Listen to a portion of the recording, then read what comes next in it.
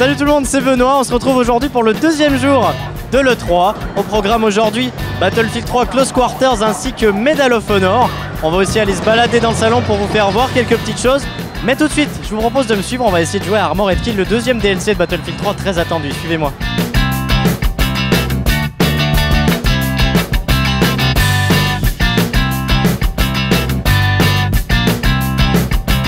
Et voilà, je sors de 15-20 minutes de Armored Kill, franchement c'était génial.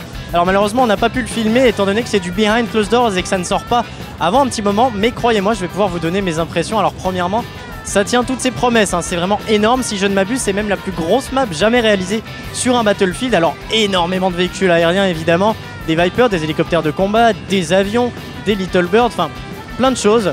On a aussi remarqué que même au sol, si vous allez à pied, vous allez trouver pas mal de quads, de jeeps ainsi que des nouveaux tanks et surtout un AC-130, la fameuse nouveauté. J'en avais même pas entendu parler honnêtement et franchement c'est pas mal du tout. En tout cas pour ceux qui aiment les maps avec beaucoup d'étendue et ceux qui aiment bien passer toute leur partie dans un avion, c'est ce qu'il vous faudra, on peut le dire. Maintenant, je vous propose d'aller regarder Close Quarters parce que ça vous allez pouvoir le regarder. C'est parti.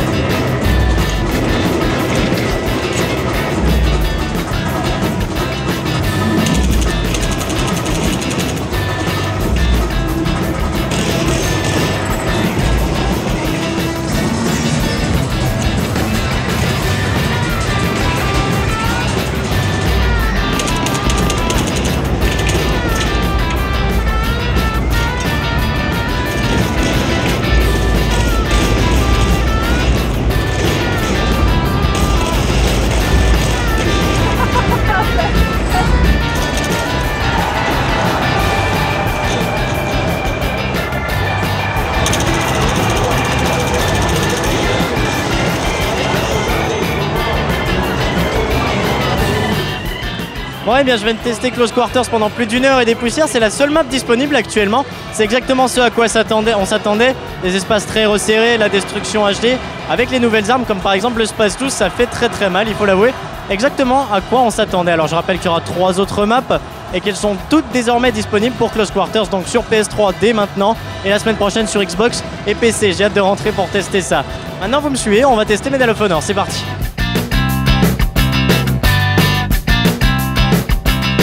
No filming in here. Ok, bah, je suis en train de jouer à Medal of Honor Warfighter. Bon, on n'a pas le droit de filmer encore une fois vu que c'est du behind closed door, donc je vais vous donner un petit peu mes impressions. Mais à première vue, même si les déplacements, wow, voilà, même si les déplacements ressemblent pas mal à Battlefield, il y a quand même une grosse différence au niveau du gameplay. On ressent un jeu plus léger, beaucoup plus léger que Battlefield au niveau des déplacements. Là, j'ai pris une classe assez polyvalente, hein. J'ai une arme qui peut tirer d'assez loin, mais aussi proche. J'ai un fusil à pompe, wow. Là, à chaud, je dois avouer que je vais tester une autre classe, mais je dois avouer que ça a l'air très intéressant.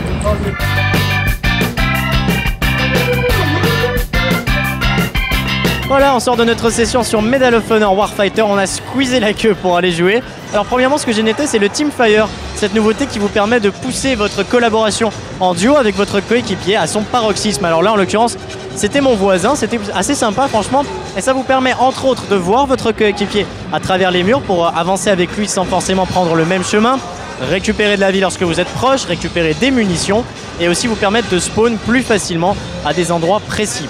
On a aussi remarqué qu'il y avait 6 classes différentes, des classes rush, des classes sniper, des classes avec des gens qui avaient une bonne grosse mitrailleuse lourde. Toutes ces classes proposent des bonus, des sortes de killstreaks assez intéressants comme par exemple des drones qu'on lance à la main, des bombardements, plein de choses vraiment intéressantes. On peut aussi noter que graphiquement, le jeu se défend plutôt pas mal et on a ressenti une certaine légèreté, vous voyez, comparé à un soldat de Battlefield qui peut peut-être paraître un petit peu lourd. C'est exactement ce à quoi je m'attendais, très honnêtement.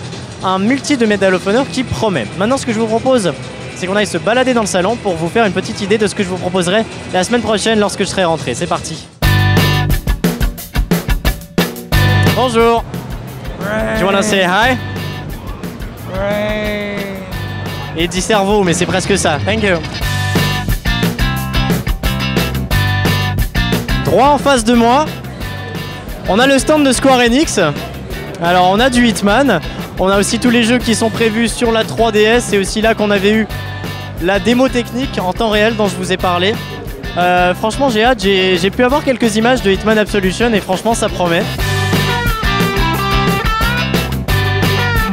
Juste derrière moi, vous avez d'abord sur la gauche on a des jolies filles, il faut quand même le préciser, hein. Elles sont là pour ça j'ai envie de dire.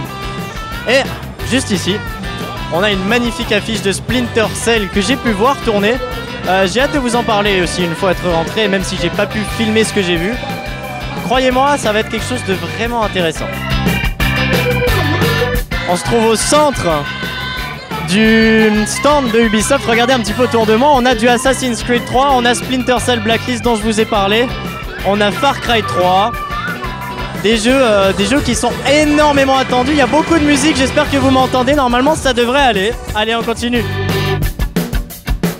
Et dès que l'on sort du stand de Ubisoft, on a le stand de Capcom qui présente en exclusivité et en avant-première Street Fighter vs Tekken, Resident Evil 6, Devil May Cry, ainsi que Lost Planet 3. J'ai pu voir tous les jeux tourner et croyez-moi, c'est magnifique. J'ai pris des images, j'ai hâte de vous montrer.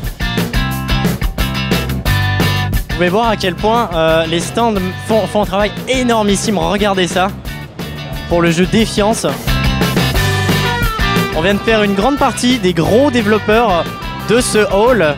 Le hall dans lequel se trouvent donc tous les développeurs. Le hall West, lui, contient tous les éditeurs, tous les constructeurs plutôt, comme Sony, Nintendo et Microsoft. On a à peu près fait une petite balade, j'espère que ça vous aura plu. En tout cas, je vous rappelle que demain, on aura du Need for Speed Most Wanted, et du Crysis 3, peut-être même du SimCity. J'espère que cette vidéo vous aura plu. En tout cas, prenez soin de vous et à demain, salut.